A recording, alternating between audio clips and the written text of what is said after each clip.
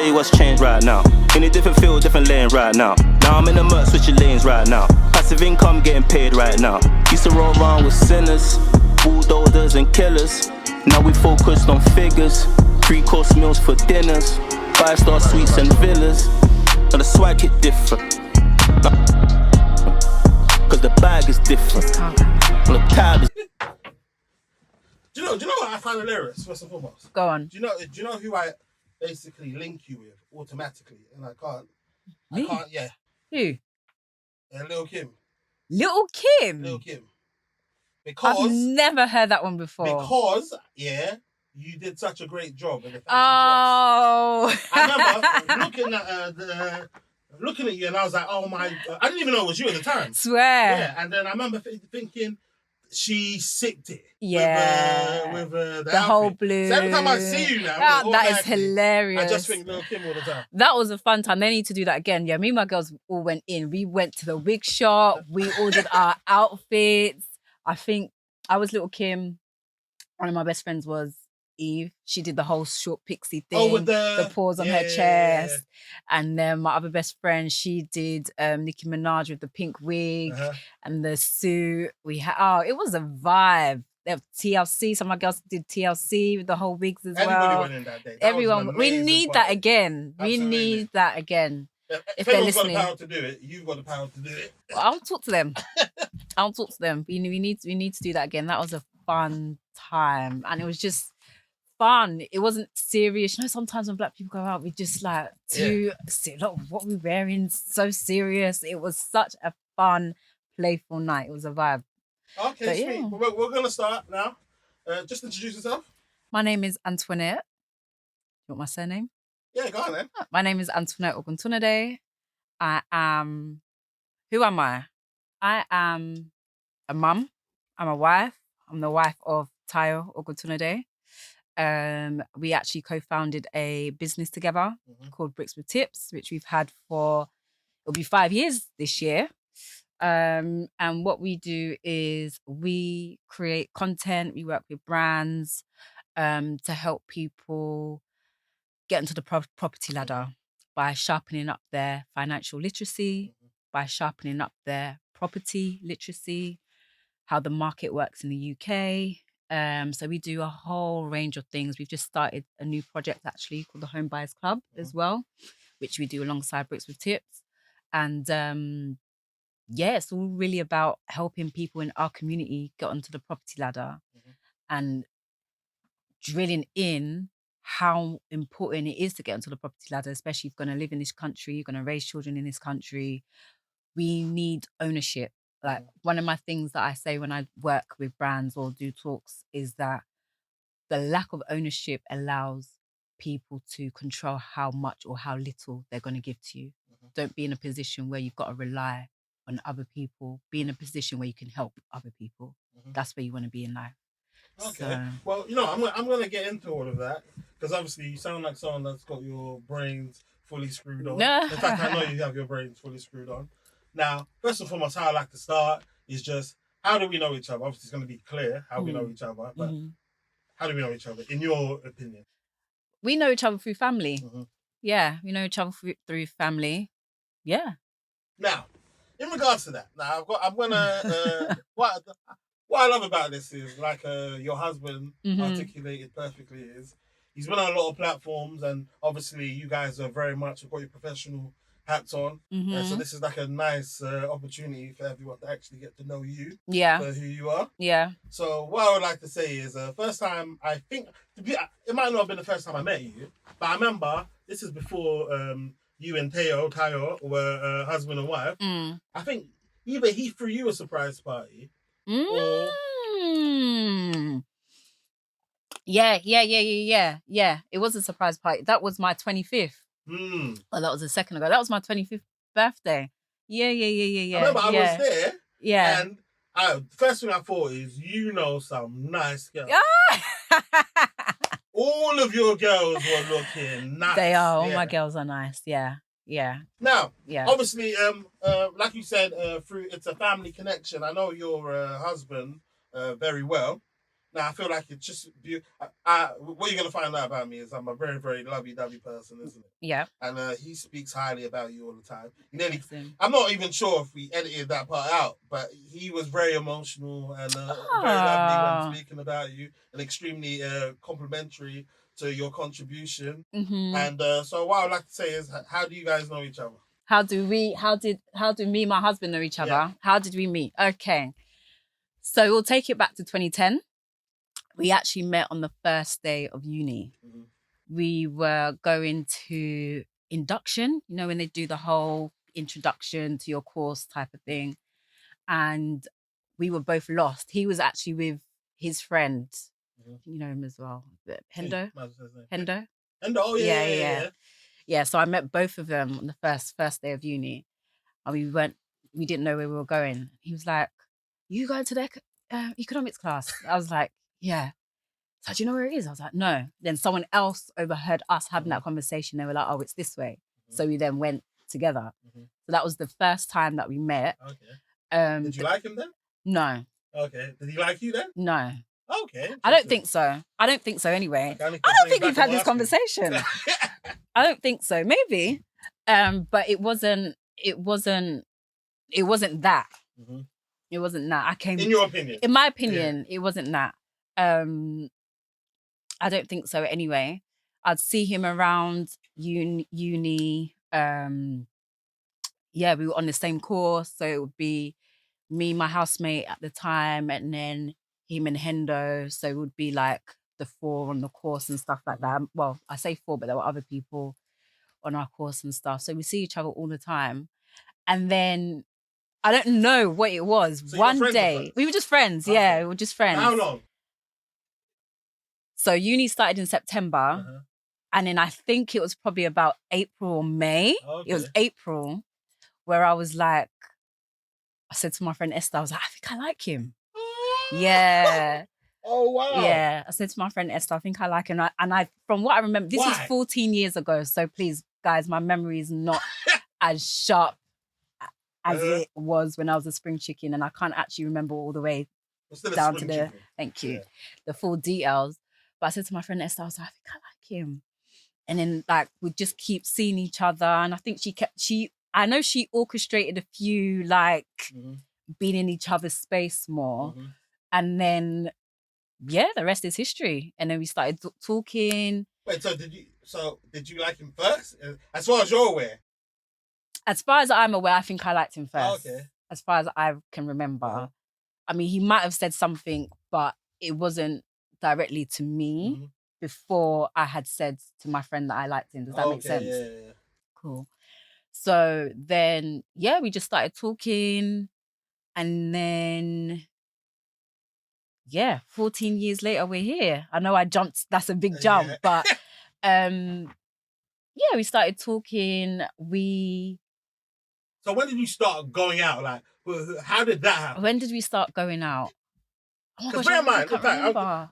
What I'll say is, I had a girl on recently here that said her dream was basically her fairy tale is she goes to university, goes out with a guy, finds out she likes a guy, marries him, they have children, happily ever after. That you've actually done what most girls actually go out to achieve, isn't and it? You know what's interesting about that? I'm going to uni to study.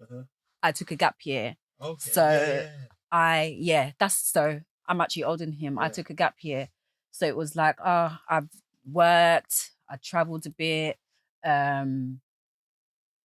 Let me come to uni and just get a degree now. Like, just put your head down. Year seems like you've wasted a lot of time. And my dad wasn't really happy at the time, but I didn't want to go straight to uni. I was the eldest, so it was a bit controversial at home. So it was like, okay, cool. Let me just go to uni, prove my dad wrong that I did what I did, worked for the year. He was worried that I'd just get into the routine of wanting to work and not actually study. And, you know, I'm from Ghana. You have to study. Oh, my God. Do you know I had no idea? Really? You just found it out now? You thought I was Nigerian? Yeah, but you know, it makes so much sense. Because you know Dan? You know Dan? Oh, yeah. You give me Pam vibes as well. Everyone says that. Yeah, so... Yeah, and you kind of look like her, innit? Like everyone says that. Even I went to their son's birthday like a few months ago, and someone said to me, "Are you one of Pam's?" Like, she's got like what, 4 sisters or something like that. She's like, I haven't met you. You one of Pam's sisters? I'm like, no. And my one of my best friends, she's close friends with Dan and Pam. She says it to me all the time. She's like, you and Pam are like twins. Yeah. Oh my God. Yeah, because I could see it. Now, I didn't know why I didn't question. Obviously, it's because you got the last surname as your husband. That's it. That's why. That's it. And my maiden name is a very Ghanaian Ashanti name. Yeah, so wait, so you mentioned, so you took a gap year. Yeah. Your dad was afraid you wouldn't go, he's afraid that I'd like the money and not want to go back to uni. So I was afraid that, you were going to get too comfortable with making money. Yeah. So you decided to go to university on a serious vibe. Yeah. I ain't checking for no man. No, I'm not looking for no one. I just want to, like, I'll make friends and stuff like that, but I'm not really looking for anyone. And it was like that until we were in each other's space all the time. Like, I think you know Jordan as well. Jordan. I know everyone. You know everyone, So all of us were like batched up basically, and then I'd always see him. He was the funny guy. He's funny, and I just like, there was something about him that I like. I kept on saying to my friend, I don't know what it is, but there's something about him that I like, that I really like. My friend was like, all right, let's see, let's figure it out, blah, blah, blah. Who's that friend? I don't think you've messed her. My friend Esther. Okay. Yeah, my Esther. darling. Shout out Esther. So we started talking. Was it serious? Was it not serious? I don't know. We were just talking. And then fast forward. So this was like first year. Okay. And then the second year, the summer, we went home for summer, whatever. We came back and did you see each other during that period? Yeah, we did. Okay, yeah, that's serious. Did. Yeah, we did. And then we came back to uni second year. We were talking, and now at this point we were talking for a long time. Like, it was pushing a year, and it was like all the "what are we" questions started coming up. It was a long time, and then I think after maybe about 13 months, which I know a lot of girls wouldn't have now, they're probably thinking, why did you hang around for 13 months to see what it was? Yeah, because it was all good. Yeah, it was all good. When there's nothing to complain about. Yeah, it was all good. And like, I wasn't worried about a title. Yes, I wasn't. Yes! And that's Weirdly. the vibe you have to have. No, it's Yes, not. it is.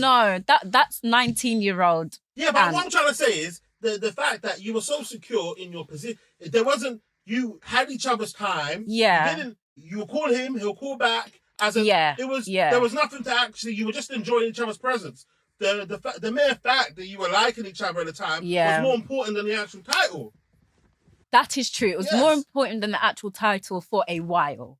Yeah. Then it was like, what are we? I'm saying by 13 months, if you ask someone at 13 months, what are we? And they're doing dilly-dally at that point in time, then you've got the right to be, because for instance, if he likes you and you're like, yo, what are we? He'll be like, yeah, of course you're my girl. Yeah, well, that's what it was. Yeah. That's literally what it was. It was literally that is literally what it was. So we just hadn't had the conversation. Yeah. And because for me, we hadn't had the conversation, it was like, so what I would say to my friends, I don't know what we are. Like, we're still talking. What are we? What are we? And then when we spoke, it was like, so what do you think this has been like the whole time? Yeah. It's like, oh, okay, cool. Congratulations, man. Because I've been pushing for that theory. Most of the relationships I look at that are beautiful are the ones that they don't even realise they're going out. And so, oh my God, yes, we are going out. I do think a conversation should happen though, for clarity. Yeah. Because it's not nice. To be an ambiguity. Yeah, that's not a nice feeling. And like, after you're like all like smitten and stuff, and then it's like, oh, what are we? That's actually not a nice feeling. And 13 months is a long time. But I was 19 at the time. If I was 25, I'm not waiting for 13 months. Well, what do you reckon that number would be now? I don't know. And I'm not going to lie to you. I feel very blessed that I haven't had to find out. Yeah. I'm not going to lie to you. Because some guys would take the piss. Yeah, some would. I'm not going to lie to you. I'm glad that I'm not in that position, because I think everyone has got their own threshold as well. I think some girls are like, after 3 months, you'd know. Me personally, I wouldn't mind longing it out, because I don't think you can ever truly know anyone to their full capacity. Yeah. And I feel like, you know how guys are like CRB, blah, blah, blah. I always say to my girls, listen, the ball's in your court. Don't get it twisted. make sure that you're making the right decisions to be with that person as well before you're doing that boyfriend, girlfriend, or fiance, or even husband and wife. You've got to make sure that you have gone through Your due diligence. absolutely, to make sure that this person is your person and that you can go through life together. Because I feel like a lot of people get to a certain stage when it's like, shit, then I don't even like you. Because you were rushing to get a title, you were rushing to get that comfortability, you had all the feels, but you weren't actually doing the work to figure out whether this person is actually for you. Yeah, and I even say that certain times, even what I'm personally looking for is someone, not only somebody that I like, but also somebody that I'll be able to tolerate when I don't like them. Yeah, as in, because like you said, do life with someone. That doesn't mean you like do them fairy all the tale time. with somebody. Yeah. It means sometimes they're going to annoy you, Yeah. and you need to still love them 100% through those parts as well. 100%. Now, also, you mentioned that you did economics. Yes. Now, what? Because it seems as though like you were very much on that finance path. I want to know what kind of led you down there. Were you just good at your A levels, or? My dad's. Okay. So I'm an accountant by trade. My dad was an accountant. He also studied economics. Me and my dad were quite close. We just lost him last year, actually. Oh, sorry about that. Thank you. So I looked up to him a lot. He was my inspiration in life. And at first I thought I wanted to do medicine, but I wasn't good at science. The only thing that I was consistently good at was maths. So yeah, I went to do economics. I did economics at A level. I enjoyed it. I did economics at degree level. Came out of uni, I was like, I don't know what to do with this economics degree. Like, I actually have no idea what I want to do. And I was like, you got to do something. I'm just not going to let you wait around to have a job fall on your lap. Like, you've got to do something. And while I was in my gap year, I actually interestingly did law. I just wanted to see what it was like. I didn't necessarily wanted to be a lawyer, but I had an aunt that owned her own firm. Okay. So I went to work there. So yeah, came out. Paralegal? Yeah. Which was quite interesting. Got to go to court. Really, really, really interesting cases, but law was just never my route. So yeah, came out. My dad was like, "Well, if you don't know what you're gonna do, just do accounting, do economics, do accounting." Which path did you take? ACCA or SEMA? Okay, SEMA. Okay, yeah. Oh, ironically, do you reckon you inspired what's his name, Tips? No, he was always doing account. Okay. Yeah. He was always doing it. Yeah. So SEMA, and then I worked in a few different industries. I started training at a small publishing firm. Then I went into retail. I worked at Kurt Geiger, Harrods. I was at The Economist, and now I'm at a big. They say SEMA is good for that, isn't it? Isn't it? SEMA is good for, what was it, management accounts? Management accounts, yeah. If you want to do something a bit more... What does it stand for? What does SEMA stand for? Chartered Institution of Management Accountants. Oh, what an idiot. See, I didn't even know that. Okay, that makes sense then, isn't it? So if you want to do something more commercial, so I stay away from tax, for example. Tax just sounds like...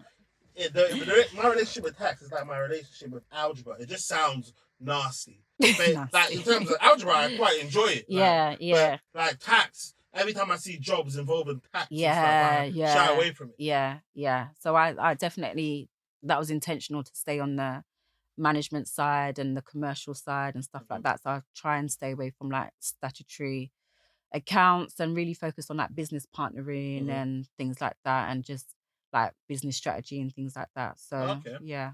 Now, you guys, obviously, Tips's opinion, he says that basically you're the reason as to why BrickzWithTipz started. Yeah, so he said in terms of, Antoinette, Antoinette, yeah. Antoinette, okay, yeah. Antoinette, basically, he says between you and his brother, is the reason why it started. So why did you want him to go down that path at first? So he bought his first house when he was super young. And then people naturally in our circle saw that, started asking him questions. And there'll be times where he would pick me up from somewhere. He's on the phone talking about property. He'll drop me off. He's on the phone talking about property. We're in the house. He's on the phone talking about property, helping someone, advising someone, or just, he'll just be having conversations around that topic, and they were all helping people. So it was like, okay, start doing YouTube then. Like, if you talk about it all the time, you're actually helping like friends and family, like do YouTube. Yeah. Like a lot of the questions, like when I finally decided to jump on and invest with him, we weren't even married at the time. That's what I'm saying. What the hell? what made you do that? Because that's as a commitment as marriage and having a child as well, kind of, isn't it? Having a property with someone is it's having a baby with someone, essentially. I mean, yes and no. I understand what you're saying, and I understand why you're saying it. In the grand scheme of things, it's an investment, right? I'm plugging in cash to a project. If, God forbid, we didn't work, the way the market works is that the value of whatever property we bought at the time would have increased. We would have been able to take out our equity, take out what we put in, then some, and just walked away from each other. So actually, some people are walking away from relationships without anything. If it didn't work, I'll be walking away with him from him with some cash. So do you get? And everything's airtight. I think the key thing is that you just got to be. Did you know that at the time though? Because obviously now you're basically like a property. Yeah, I was just about to say, you have to understand what you're getting yourself into, right? You have to understand the risks that you're taking. As I was watching him do the first one, I understood the process. When we were going through the first one that we did together, I was all up in the paperwork. Like, so you involved in the second property? Yeah. Oh wow. Yeah. And obviously, I know you. In fact, I didn't even get into the intro. Basically, I'm not sure. I'm sure you're aware. This is called This Can't Come Out. Yeah. So basically, we can have beautiful, unfiltered conversations. Yeah. I send it to you first and foremost. Yeah. And then you can decide what information you delve into or not. Yeah. Now, how many houses have you guys got together now? I'm just thinking about together because me and my siblings have some as well. Okay, cool. Okay, no. How many houses have you directly involved in, you yourself? Now? In fact, no. Do the first one first. How many houses do you guys own together? I think it's 6. Okay. How many do you and your siblings have together? So I've got 2 with my siblings. Okay. So that's 8 altogether. So that's 8 properties that you're directly involved in. Yeah. Do you know how hilarious this is to me? Have your sisters got any of their own properties? Yeah, as well? my sister. I've got one sister. Yeah. Do you know what's mad? Yeah. So between probably you and your sister. Yeah. And your husband and their brothers. Yeah. That's probably like what, 30 houses or something. Yeah. That's your parents would be so proud. Hope so. That's fucking sick. Do you plan on stopping buying properties, or is that? When is there gonna be enough properties? When is enough ever enough? Yeah, never. I think. Okay, good question. And even people that I talk to with the work that we do, I always say, "What's your why?" Right? I think I heard him say that as well. You guys are the same people. Is that what he said? No, it's what's your why? And he'll probably, my why is different. I think my why is different to his. My why is definitely generational wealth, and it's freedom as well. Freedom for my children. I think with a lot of African households, we come from striving out of pressure, going into certain jobs because of pressure, not doing the things that, not even having the opportunity to tap into the things that we like that could make us a lot of money because of pressure. So personally for me, when I was growing back, like I said, my dad was an accountant. My dad's 2 sisters were doctors. I had no option apart from medicine, accounting, engineering. I was told those are the only career paths that are going to make you a decent wage in life. And when you don't know, no risk involved, right? And I understand why those conversations were had with me, because they came from a place where we've come from Africa. We're actually quite blessed to. So my dad studied here. My dad studied at he did his master's at King's. But even coming over here, like, he'll tell me stories of when he went to boarding school. My grandma and my granddad died when my dad was 8. So everything was on my grandma. and she wasn't from a wealthy family. So he was so sharp that he got into boarding school, but that was it. He didn't have money for clothes. He didn't have money for books. He didn't even have money for a mattress. My dad would sleep on the hard parts of the bed. So his attitude was work hard, go into the jobs that will give you security, work hard. And I'm an African man coming into this country. I don't know how the system works. All I know is that in order for you to have a decent life, you're going to have to work hard and study something serious where you're respected and earn a decent amount of money. And for him, all he knew was that was in medicine, that was in engineering, and that was in finance. That was it. Do you get? Yeah. So I don't want to. I've got 2 daughters.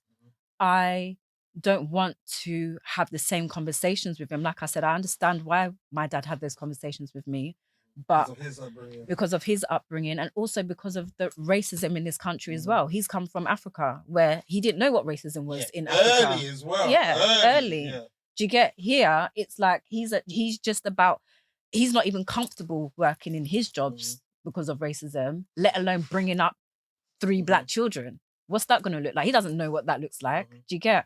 So I've got 2 children and I want them to find what they enjoy, what inspires you to be happy, what gives you joy, what is your purpose.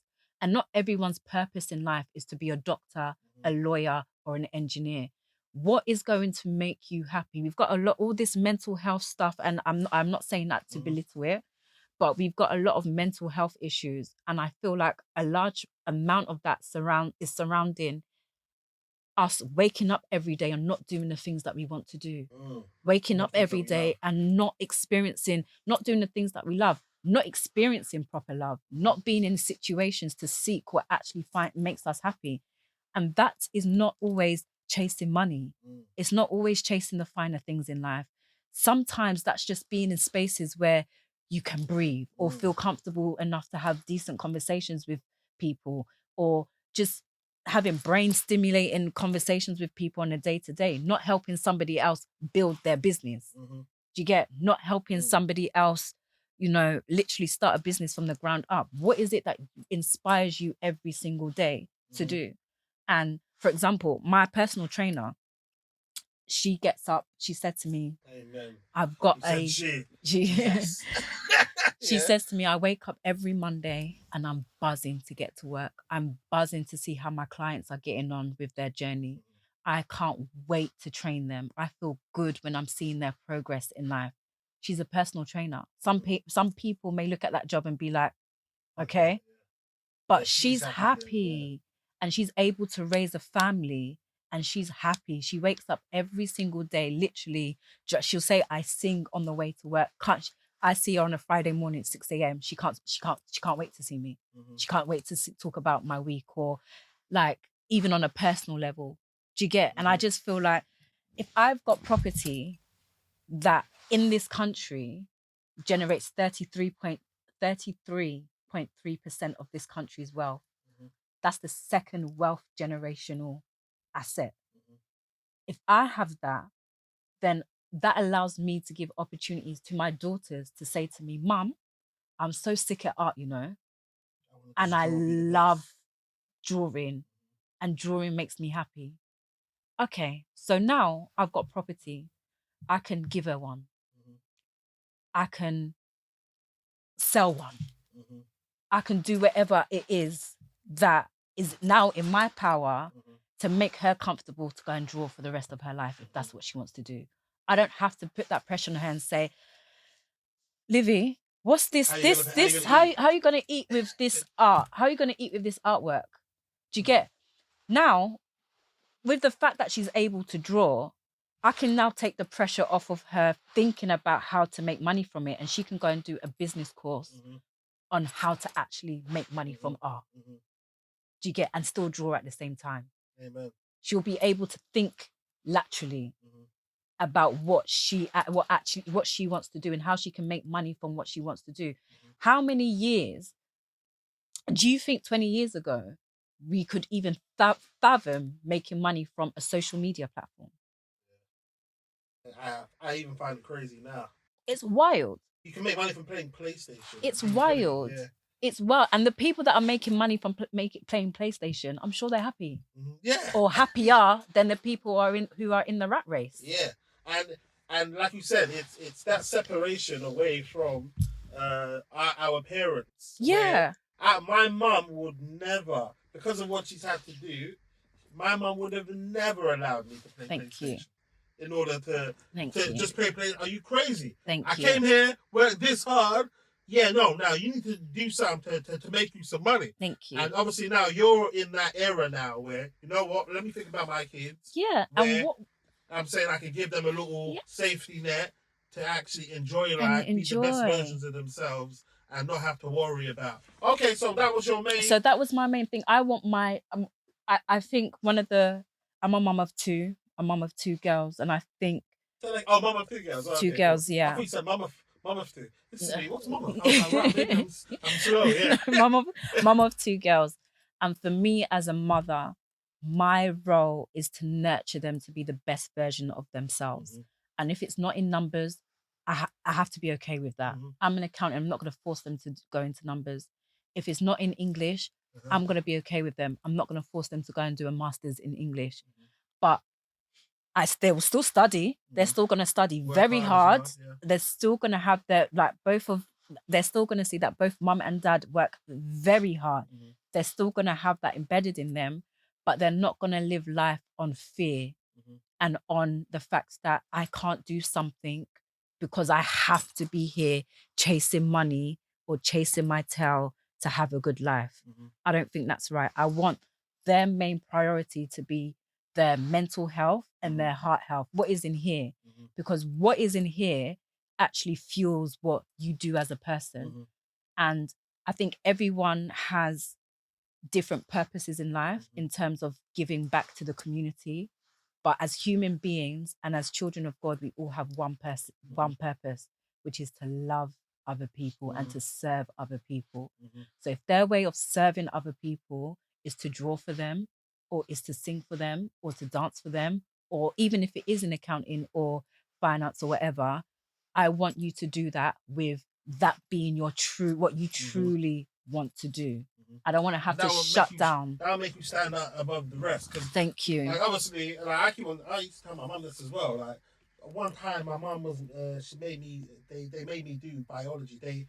I was good at science. What was it at GCSE? So they'll think, oh my god, he's gonna be a doctor, and I'm like, I don't want to do biology. So they made me do biology, and I'm telling my mum, I have no interest in the subject. I'm competing against people that actually love it. Now, when you love something versus you're just doing it for the wrong reasons, the person that loves it is going to outperform you each and every time because it's not work to them no more at that point in time, innit? So they can actually like really excel. Mm-hmm. Now, obviously, right now you kind of touched on something that I spoke to your husband about, which was I was asking like what your passions are, right? And he said it as well that basically one of your big passions are helping people, isn't it? Yeah. And you basically just wanting to help people. So am I right in assuming that is why all of this what was it, the aspect of what's that club that you started? The Home Buyers Club. Was that your way of kind of like giving back to people? So both have been a way of giving back to people. This has really become a career for us within the last 2 years. Mm-hmm. BrickzWithTipz will be 5 years old now. So that means we've done a lot of things for free, given out a lot of key content for free, help people get on the property ladder for free. Mm-hmm. That was a way of giving back. Like we've achieved so much at a young age where we've been able to acquire all these properties and help people within our inner circle. Mm-hmm. And that's a great achievement. Like even watching our friends do it. Now let's give back to the community and see if other people who aren't privy to that information, do you get what I mean? Like you can only do so much as what you read or what you're around or what you watch. And some people don't have the privilege to be in a community of people that are able to buy property. So if you don't know or you haven't seen it, then you won't be able to do it. Do you get it? It may be an aspiration of yours, but you may not know where to start. And that's where we really decided to just go heavy with it because that was a lot of the feedback. I didn't know I could do this. I didn't know this was in my reach. I knew that being a property owner was like a big thing in the UK, but I never thought it could be me. And I've just bought my first flat, or I've just bought a 2-bedroom house, or even better still, my mum's been in a council house all our lives. I didn't know we could buy it and get up to, at the time, 120K off. People did not have access or know how to access that information until they were coming to our platform. Where did you get your information from? So living it? I'm an economics student. So these are the things that naturally I would read up on. My A-levels were on the housing crisis.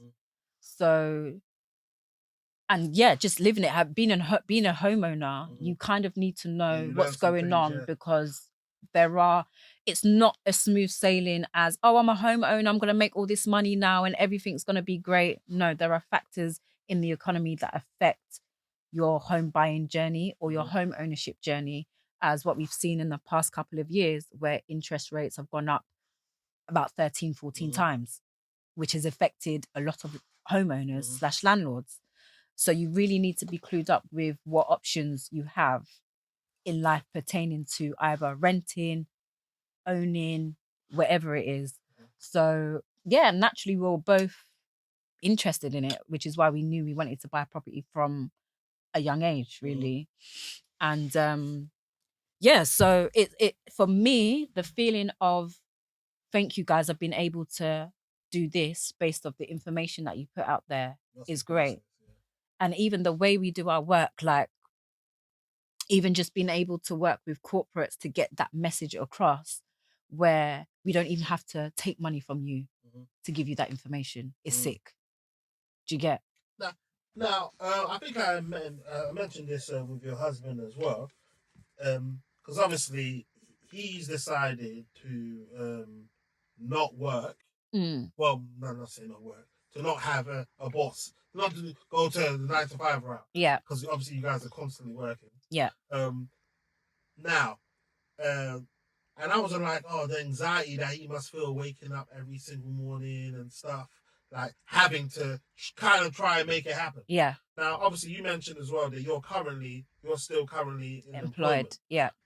Obviously, I'm not sure if this part's going to come out to tell your work that you're planning on leaving, innit? Yeah. But you mentioned in terms, obviously, you've got you're involved in around, what was it 6 to 8 properties? Yeah. Yourself? Yeah. Why are you working now? Oh, good question. Okay. I'm working because I don't think it's my time to leave full time. Also, you mentioned you loved your job. Yeah, so. yeah. And I not love my job. Okay. I don't love my job. I can do my job well. I can do my job comfortably. So if I can do something that's earning an income comfortably alongside of being a mother, alongside of owning properties, alongside dealing with all the other work that comes from my social media, I'm not going to give up that money. It's a hard revenue stream. It's not gonna. I'm not going to just give up that money. I think for me personally, I've always said to myself, I need to comfortably double or triple the income that I make from my 9 to 5 to comfortably say, okay, I'm out, because I've got 2 kids that I'm putting through nursery. Nursery fees ain't cheap, right? Yeah. And like you said, the way my husband's business works is that he has to get up and literally find money every single day. Literally, he has to find money every single day. Sometimes you find gold mines, sometimes you don't. So the days that you don't find a gold mine, at least I know that I'm making a steady income every single month. So it's like, all right, babe, don't worry. I've got the next couple of months while do you get what I'm doing? Your meetings and stuff like that. Yeah. Okay, it takes the pressure off. Do you get? So like I said, and the thing is, we're a business as one, right? So it's not like there's 2 separate entities where I get a salary and then he gets a salary. If we get booked, we get booked for a combined fee most of the time. If I get booked by myself, then I get booked for a fee. If he gets booked for himself, he gets booked for a fee. So the money has to literally, like I said, double my income, triple my income until I can say, do you know what? We're making enough money from the corporates or the socials for me to leave. But if I can do what I'm doing now, there's no point saying bye to that money. Okay. Yeah. Okay, but why double? Why not 0.5? Like, You know what I'm saying? 0.5 is not enough because it's not consistent. Uh-huh. Do you get? It's not that. So, for example, Or equal. it's not consistent. Oh yeah, right, yeah, because it's still a lot of hustling. It's not consistent. I can get a speaking job for, let's say, 4 figures. Mm-hmm. How many speaking jobs am I gonna get? I'm still gonna have to fight for those. Not fight for them, but I'm gonna have to put yourself out there, put them out there, make sure that everything is patterned so that they can find me. That could happen consistently for 2-3 months, and then there could be a quiet period. Mm-hmm. If I take annual leave, if I go sick, I'm still getting paid. Yeah, facts. Do you get? Yeah. Whereas if give us our money back. So until we know that there's a system where it's like, okay, we hit a big one for 30, 40K and we only need 3 of those a year, then fine. But until that happens, just security wise, we've got mortgages to pay. We've got kids to put through school. Like, obviously, when you hear the amount of properties that you've got, whether you like or not, this might make you feel uncomfortable, but I said this to your husband as well. Go on. You guys are millionaires, isn't it? I mean, not in cash value, no. Okay, yeah, cool. I didn't say you guys are millionaires, whether you like or not. But isn't it? Because what I heard over there, certain times you still have what's it called? I don't even know. There must be a real term for it. They're like financial insecurities. Okay, so we rent most of our properties. They're either let out through service accommodation, or we have traditional tenants in there, or recently we've been giving them to social living as well. Yeah. So that's I've how. heard some wonderful stories about people that have done that. One of my aunties done that. Yeah. There you go. So that's how we make the income from the properties. Now, there's obviously risk. If we've got a tenant that wants to leave, then we also have to take that into consideration. If we've got we've had to pay for a boiler, we've had to put 10K for a boiler, we've had to put a few £1,000s for an oven, we've had to put a few £1,000s for a complete refurb, even just to be able to let it out to social living because they've got to be at a certain standard. You've got to have money to make sure that you've got all your EPC checks, you've got all the standard legal requirements and things like that, your gas certificate, your this, your that. So they obviously need, you need to pay for them. So you can't really, like you said, so basically with having these much properties, you can't be in a situation where you need to have money on the side just in case. Exactly. For something. Exactly. So on top of my husband's job not being one where he makes we know how much he's taking every month, and on top of having obligations through the properties that we do own, and then on top of having 2 children as well, let me just hang on a bit until I'm comfortable enough to say I can leave this salary because the business is now turning over X amount. Where and it looks like it will continue to do and it looks like it will continue to do that. Oh, so wow. Until that happens, I'm personally not comfortable because I don't want to put that pressure on him as well. Do you get? But the funny thing about that is when you get into a pattern of, but this is a beautiful situation to be in, a blessed situation to be in, but it might get to a pattern of, there's an opportunity here to buy another house, isn't it? So now what's happened is you bought another house and another house and another house. So we've got quite a good balance where he'll be like, babe, right, we're going to do this project. And then I can sometimes bring him back down. And then if he comes back and he shows me all the numbers and it makes sense, then fair enough, we'll go. But if we reason with each other and it's like, all right, cool, maybe not now, then do you get what I mean? And we're quite good, even with personal things, like we've got 1 car, we don't overindulge. Where is he now then? He's at home. Okay. Yeah, he's at home. I was thinking, where is he? He's at home. What day is it? He's at home. We've got 1 car. We don't overindulge in holidays. We're quite strict with like takeouts and going out. We've always been like that, and I think we've had to in order to even start our property journey. When will you indulge, do you reckon? When will we indulge? Because I know, especially with him, there is a burning desire there to eventually do it. Yeah, 100%. Because obviously he's a car man as well, he's a watchman as well. Yeah. So I feel so. Do you feel so in your head? You've got a period of, you know what? we're working so hard, so maybe at 40, 45. When the cash flow makes, let's blow this money. When the cash flow, I mean, I've got my dream car on my wish list. What is it? It's a G-Wagon. Okay. Oh wow. Oh, that'd be nice. Yeah. That'd be lovely, isn't it? Yeah, I wouldn't mind a little upgrade. Obviously we've got properties, but we're not living in our dream home. Mm-hmm. So even things like that, I know exactly what I want our dream family home to look like. Oh, this is gonna be beautiful. And when you get it, this clip has gone viral. Please just describe it. I don't know where it is yet. Okay. It'll be outside London, just outside. Close enough to, A nice 6-bedroom, couple of rooms en suites, 3 reception rooms, a Blancs garden, a dining room, and then open plan kitchen dining as well. And okay, beautiful, man. Yeah. So when you get that 6-bed, boom, this part's gonna come out. And 6 real nice double room bedrooms where we can have guests and enjoy. You know my husband, he's an enjoyment person. Like if we could have people in our house all day, every day, we would. That's what he said he loved about COVID. Literally. So yeah, I think we will get to the point where it's like boom, but we also have to. There's a time to harvest. Yeah, 100%. There's a time to harvest. I feel like you guys have definitely got your head screwed on with that as well, because it's not like certain times, like I see, because there's little things like a clock. Okay, this is an ad. This is clearly an ad. Yeah. And it's like you guys are not really. I hope you're liking those ads, by the way. I am liking them. Yeah, of course. Please. As a like, do you mean like physically liking them? I don't know, you know.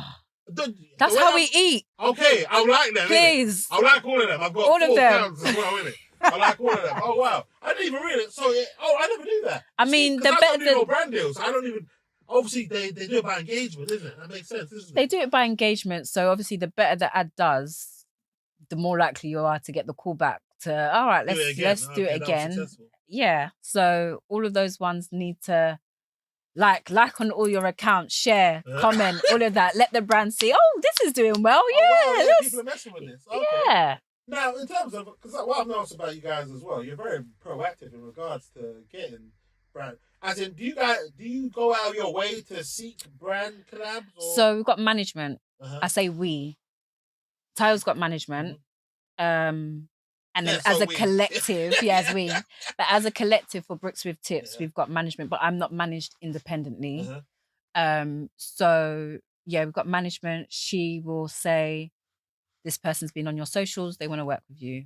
And then we'd get emails to come in and do like separate projects. So I've independently worked with like Deloitte, Bloomberg, some others that I can't even remember. But more time. How did they headhunt you? So I was approached, luckily, Big Dummy. Okay. Yeah, he's got a lot of links. So he always pushes them. He always pushes them to me. And then Sam, our management, might have to cut this bit out, but she will say, okay, this is going on. This will be good for a Black woman to do. Does Antoinette want to do this? And then collectively, she'll be like, okay, this brand, so compare the market, want to talk. So we'll go and sit and talk. We'll compare the market. We'll just tell them about ourselves. And then if what they're trying to pitch is aligned with our brand, then we'll decide to do it. If it doesn't, then we don't. Sometimes you force alignment. No. But you could though, isn't it? We could, but the thing is... like Snickers. Oh, build a house. Oh, I'm tired. Snickers, something like that, yes. But if it's completely off, like I've had a lot of conversations about doing fashion stuff. That's not what I've built my platform for. Do you get? So I'm not going to start doing PLT or whatever. But if you wear it, it might work. You know what I'm saying? If you do it already, like what are you wearing now? This is actually my Uggs. This is actually my sister's brand, Neo London. Okay. And then Zara. Okay. Now, if Zara just wanted to hand you a check for wearing what you're wearing already, we'd probably have to start a different platform. Okay. I'd probably have to start an independent platform. I think one of the things that we're really proud of is the authenticity of our brand. Do you get? It's not that we're doing ads for anything and everything rather. All the ads that we do either help you with your finances to get on the property ladder, help you with the knowledge gap, or have an interior aspect. So, for example, we've just done a Vodafone deal. You're going to want to have the best broadband in your house, no? And you're going to want to have it for cheap. We did compare the market, home insurance. Do you get? We added a bit of there. That's where we tweaked a bit, where we put a bit of a personal side, because one of the compare the market ads was a group trip that my husband arranged for me for my 30th birthday. Who did we do? Group trip. Is it a family group trip? Or... my friends. Oh, wow, that's nice. Yeah. And he didn't come? Who didn't come? Well, your husband. No, he was there. He was there there. As well? So, yeah. He was there. Yeah. So my friends, they brought their husbands. And I think I saw that then. Yeah.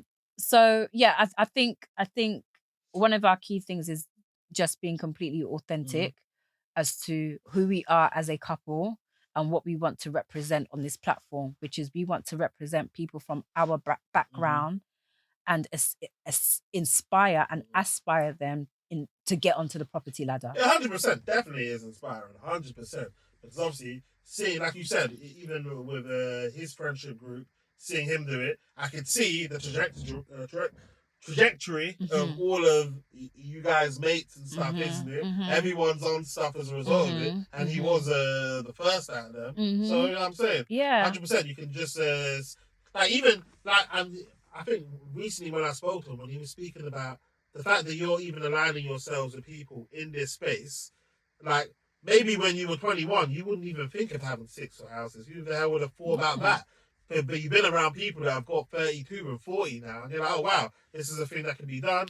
Filling yourself up with the knowledge. So yeah, 100%. Exactly. In that sense, 100% mission accomplished. Exactly. And also trying to mute all the scaremongering that is associated with it as well. Oh, you don't really own it.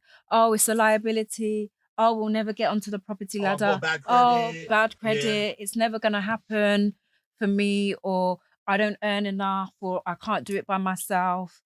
And it's just the way you think about something sometimes. Like even, so what I like to talk about, what's quite interesting with the business is that we both have, and what I think works well is that we both have different key areas that we cover.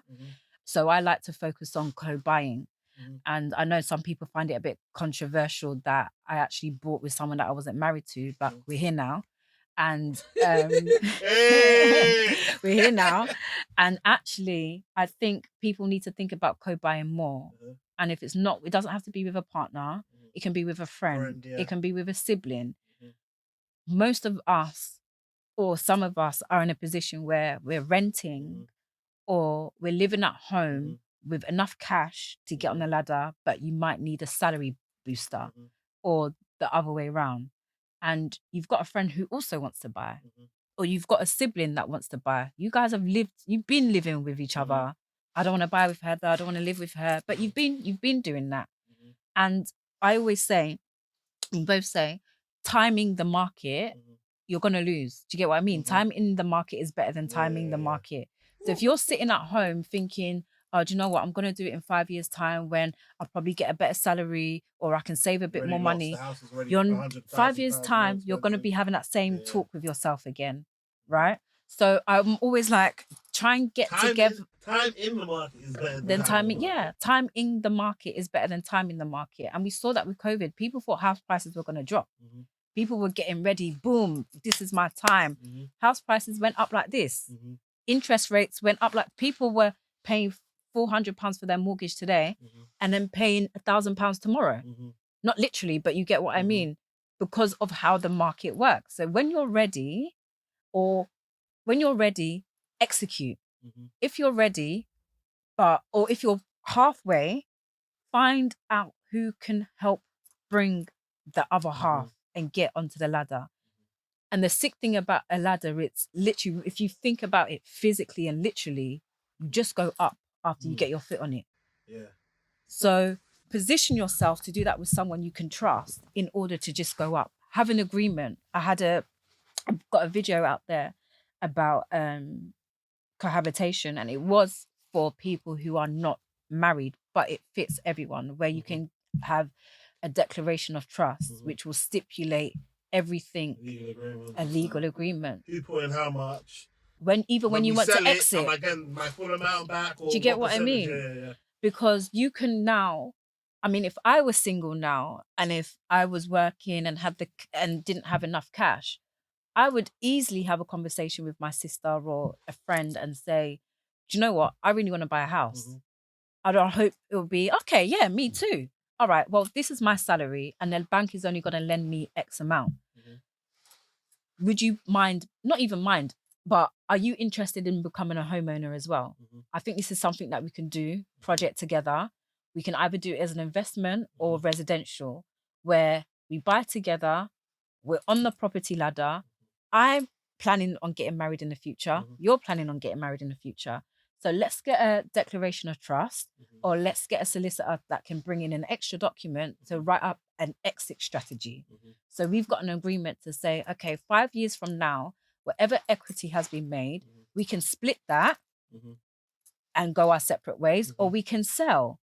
But the sick thing is that you can still go your separate ways and still own the first property that you bought. You can rent that. And you two are still making an income together while you've gone your separate ways to start your own family or start your own marriage. Now you've got equity from that property to even go and start a new life with someone else. How sick is that? Beautiful, man.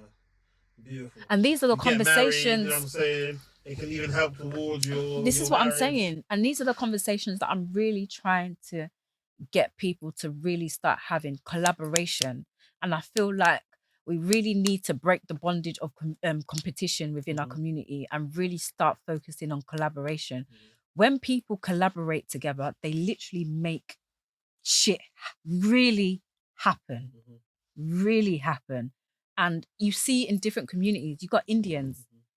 Some of them have to stay in their in-laws' house. I've heard some crazy stories, yeah. Some of them have to stay in their in-laws' house. From how I understand it, they're all stacking. Yeah. They're all stacking to buy a street worth of houses. Yeah. Or shops. And they execute, yeah. Do you get? So the Indians, this is not their country the same way it's not our country. But why did they own more property than white people in this country? They had a strategy stuck to it. And their strategy is collaboration. Their strategy is collaboration. When do you think, do you feel as though you had this mindset once you put your foot in property, or did you reckon you had it before you had your own property? When you say mindset in terms of collaborating, I've or once it's like you became knowledgeable, like, oh shit, like this can happen if we collaborate. So I think it started when I first decided to buy with Tayo. Oh, you were probably getting some comments. He's not your husband yet. Why? Yeah, my mum didn't like it. My mum didn't like it. She was like, all right, it's your money. You can't go and live there. Don't go and embarrass me. Let him come to the house and ask you for marriage before you live in that house. Don't go and live there. Fine. Cool. Did you both agree with that? Yeah. Okay. Yeah, we both Who decided that. there? Did you rent it? Say that again? Did you rent out the house? Yeah, we rented it out. Okay. Yeah. Did you mention it there? Yeah. So that was our first. No, did we live in that one? Yes, we did. Okay. We did live in that one. Yeah. Yeah, we did. Yeah, I was trying to think. We did. So. Don't come and embarrass me. Yeah. No, honestly. And then when I thought about it. Though. Yeah. No, but and also you can't let niggas get too comfortable. Yeah, 100%. This is it. He won't want to marry you if you go and stay there and do everything you're supposed to be doing after you're married. He's just not going to want to marry you. Whether that's I don't want to get into that. That's not my bag. Okay. So, yeah. And then it was like, all right, everything's going to be split in half. When he first bought his house, I wanted to buy mine as me, Antoinette or Sabadu at the time. Let me buy my own house. And then it was like, okay, I think this is definitely it. Like, I feel like this is my husband. Yeah. And the mortgage is going to be split in half. The deposit is going to be split in half. The fees are going to be split in half.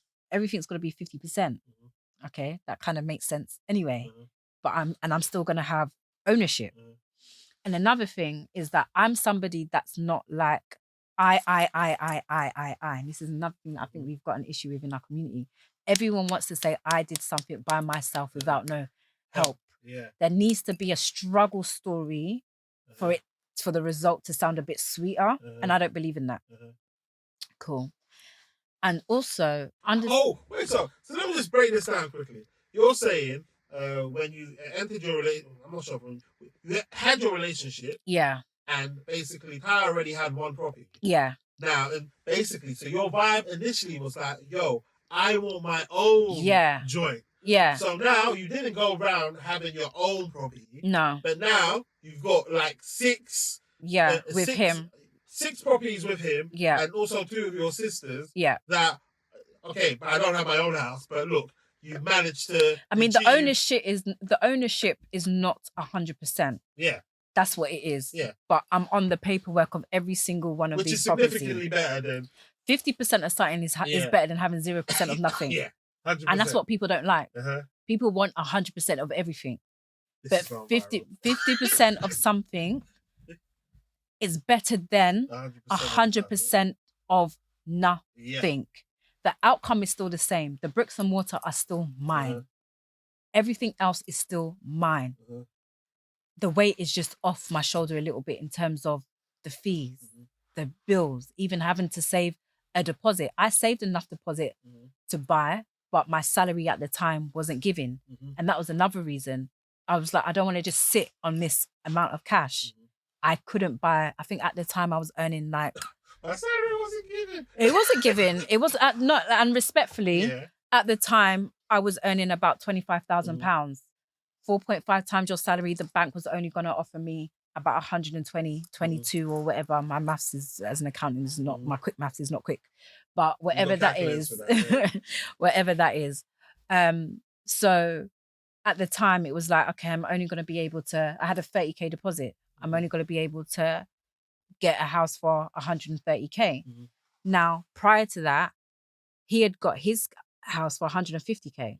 And that was about a year or 18 months before I was ready to get mine. I wasn't going to get a house for 130k in the same area or closer to London. It wasn't going to happen. Do you get? But if you now combine a 230 or 260 £1,000 house, even more than that, because he was earning more money.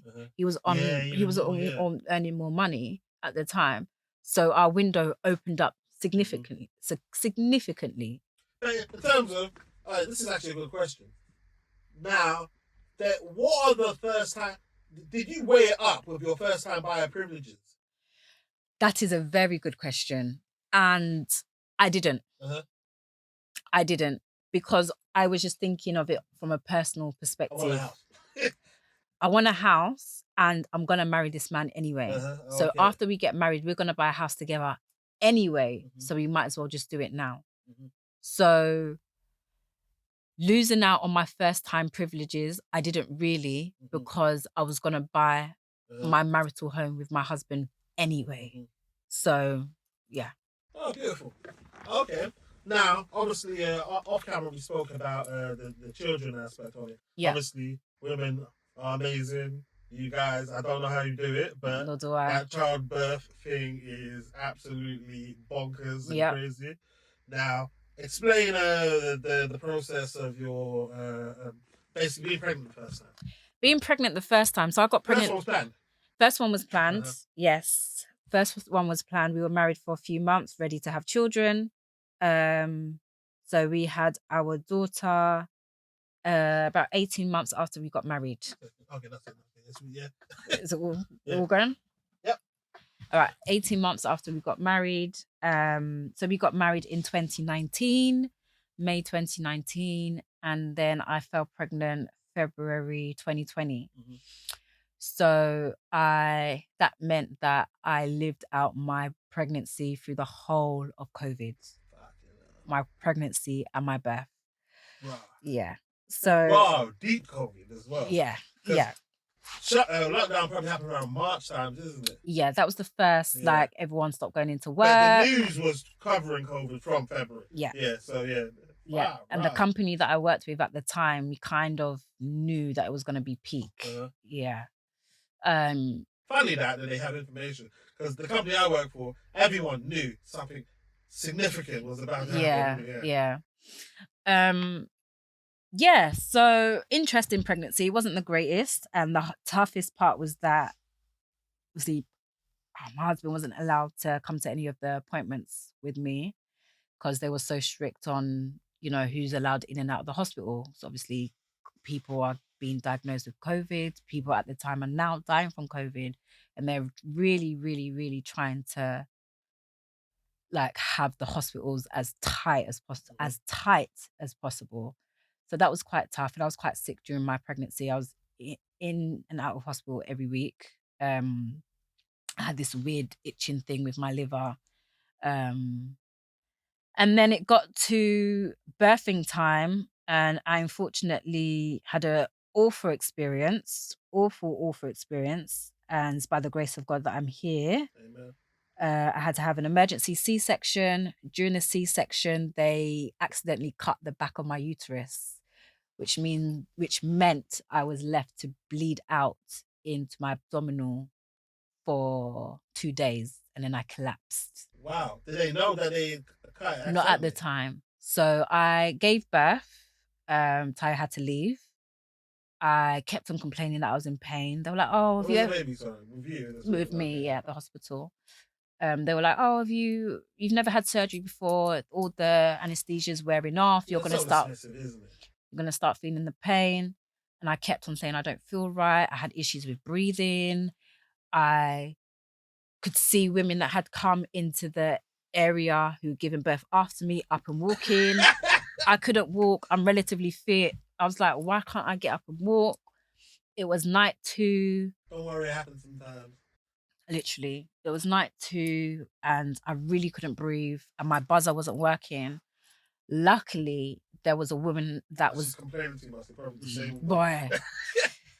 Luckily, there was a woman in the section that was actually giving birth, and her husband was there, so he ran to get help. And they ran my obs, took my blood. They're like, "Oh, you're fine, just calm down." What was happening to you that made him run to get help? I couldn't breathe. And he could hear so I knocked something down. I kept on. I couldn't speak. I couldn't breathe to get attention. Yeah, right. I couldn't breathe. So you're like, and my thing was open. My thing was, so they could see me. So he went to get help. So then they like settled me. Did you actually pass out? No, not yet. Okay. Yeah. So this was before I passed out. So they settled me, and then in the morning I'd called Fops. I'd called Tyro in the morning, and I was like, "Oh, babe, I want to come home. Like, I hate this place. Like, I just want to come home." And then he was like, "Look, just can't chill. I'll come and see you later." Visiting times were like 45 minutes because of COVID. So, bear in mind, I've said that. What are you expecting to do? What's that? When you tell him to come? Just to come and see me, because I hadn't seen him. No. Just to come and just like come and see me. So now I've said that I've not been able to get up and walk yet, but I'm seeing that other women move. So usually with C-sections, they give you about 24 hours until they start telling you to like move your legs and stuff. So I was like, I'm still feeling like somehow. So I pressed for help for a young girl to come and help me. And she came and she was like, so I'm lying on the bed and she's like, "I'm not going to physically help you. I want you to learn how to like maneuver yourself, because you're going to be in a bit of pain when you get home still. So learn how to like maneuver yourself without damaging your stitches."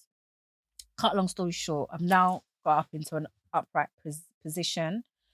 And then the next thing I remember is that I've been woken up. They've ripped my gown off me. There's about 2-3 consultants in the room. There's about 5-6 nurses there. And I am roaring in agony. Absolute agony. So say that again. Most pain that they're more than labor. Labor was light work. Wow. So even though I had to have an emergency C-section, I was in labor for 17 hours. Extremely painful.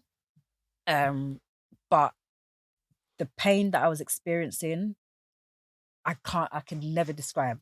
It was just absolutely unbearable. And I literally like the doctor touched my belly like this and I roared in agony. And I remember the two consultants looking at each other, and then they said, we need to move her now. And I said, I'm not going anywhere. I've conjured up the strength to speak. I couldn't speak, couldn't do anything. I was like, and I don't know how long I was passed out for as well. I'm not fucking going. No. I was like, I'm not going. Call my husband. They were like, we'll call your husband. I was like, no, where's my phone? Like, call him now to come. Call him now. You crying? Was I crying? Yes. Yes, I was crying. Yeah, I was hysterical actually. Yeah. So I've called him. I'm like, something's happened. I've collapsed. I don't know what's happened, but you need to come to the hospital. Luckily, the hospital I gave birth to Olivia at was like round the corner. So he was there before they even got me downstairs. And then they were like, we need to do an ultrasound. I was like, absolutely not. Like, you guys have just touched me like this. You now want to put gel and... I said, absolutely not. And then they asked me again. And I said, no. And they were like, look, we think you're internally bleeding. And if you are, we need to get you into surgery straight away. The only way we can tell is if we give you an ultrasound. So I said, okay, but I need something for the pain. So I think they gave me an injection for the pain. Or would they have done it without the injection if you didn't ask? Who knows? Who knows? So they did the ultrasound and they said, yeah, you're internally bleeding. We can't even see any of your organs. We need to get you into surgery now. Oh my God. Yeah. And then they said to my husband that she's lost so much blood, we have to try and do a blood transfusion before we get her into surgery. Otherwise, she won't make it. No. Yeah. They said that you might not make it. Yeah. You had to. We had to. Fops had to sign Tayo had to sign a form and everything to consent that we know what risks that we're taking and stuff like that. So where'd you get blood from? Your sister's blood? No. So they got blood from the hospital. Okay. So people that donate blood, but I've got not a rare. Or something. No, I've got a normal type, but I'm anti-D, which is, I don't know the scientific, but I've got a. Did you know that at the time? I knew that because then you have to find out through your. It was one of the pregnancy tests. So it's to avoid any complications happening after you give birth.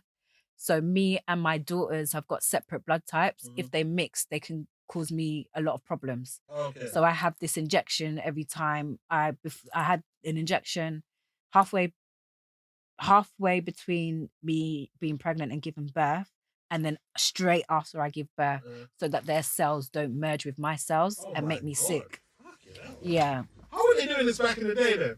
Well, this is what Tayo says all the time. Like how, like people in Africa that are all this stuff and all that's like, how do they manage?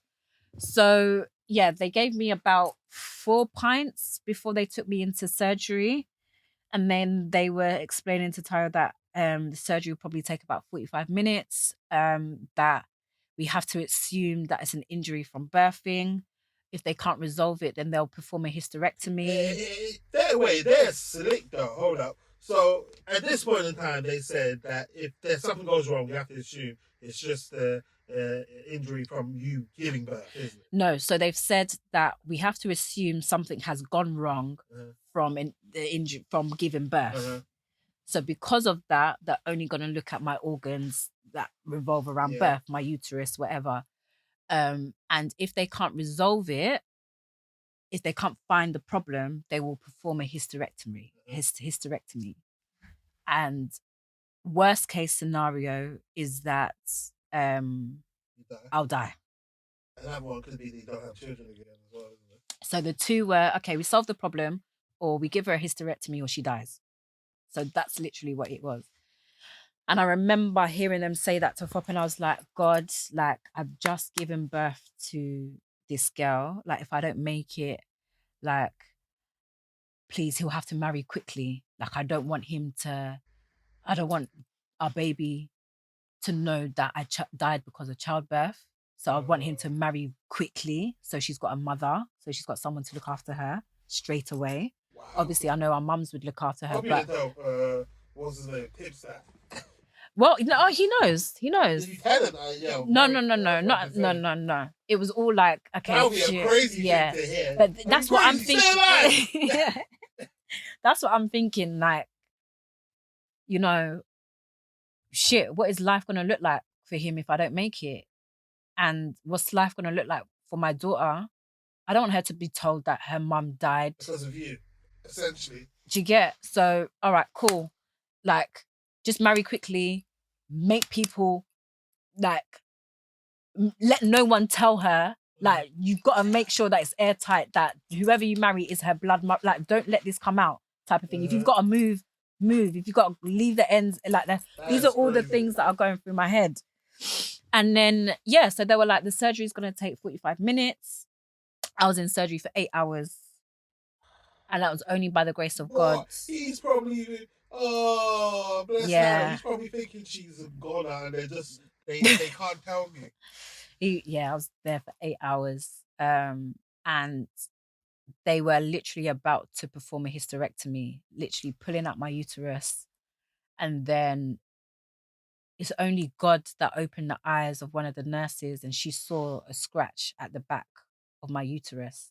So that's where the bleed had been coming from. All the blood was coming from over the past 48 hours. So they were explaining that, you know, once I was just bleeding too much, but they didn't want to give up. And then it got to like a day shift and they were like, let's just remove her uterus. Like, that's it. And then... Wow, ain't it crazy how they can just do that? Crazy. Like, I'm tired now, man. Fuck it. Literally. But they need... I get it because you can't do something forever. Yeah. But, so I was sedated for a couple of days and then I woke up and I... Wait, so you were asleep for a couple of days? Yeah, I was sedated. Because the surgery was... I think it was about 36 hours. What the hell was that like feeling? Like you just woke up, basically? I just woke up. And it had been 2 days past. I woke up and I woke up with them pulling the thing out of my throat. I remember choking, feeling like I was choking. And I didn't know what was happening. I didn't know where I was. I was just so confused. And then when I came round to remembering how I even got here, I wept. Like if I could have got on my knees and climbed my way to heaven to personally thank God, I would have. I wept. I thought, thank you, God, I made it. And at the time I was thinking, cool, if I can't have kids, at this point I don't know what's happened yet. I was just so grateful to be alive. I was just thinking like... What's that? 6. Oh, is it 6 already? Oh, okay, cool. I'll finish on 5 minutes, yeah? Sweet. Yeah. I was just so grateful to be alive and just so grateful that, like, I'm able to live my life with my family now. So, I healed. I had to stay in hospital for about a week after that. So I was just healing in hospital. It was very traumatic, extremely traumatic, but Ty was brilliant through the whole of it. So while I was like sedated and all of that stuff, he was in the hospital with Olivia the whole time. He had to feed her, he had to do everything with her. And we're here now. Almost 4 years later. Olivia will be 4, and we thank God for his mercy. We thank God for his favor. Because obviously we've over on last session. I feel like I want a part 2. And in fact, one last question I want to ask you. Yeah, come in. Yeah, don't worry, I'm packing up now, yeah? Yeah, sweet. Right now. Sweet. One last question is, so what made you have a child again then? It was an accident. Okay, cool. Sweet. It was an accident. Not an accident. My Mia's not an accident. Tell you what's changed right now. In a different field, different lane right now. Now I'm in the mud, switching lanes right now. Passive income getting paid right now. Used to roll around with sinners, bulldozers and killers. Now we focused on figures, 3-course meals for dinners, 5-star suites and villas. Now the swag hit different. Cause the bag is different. And the tab is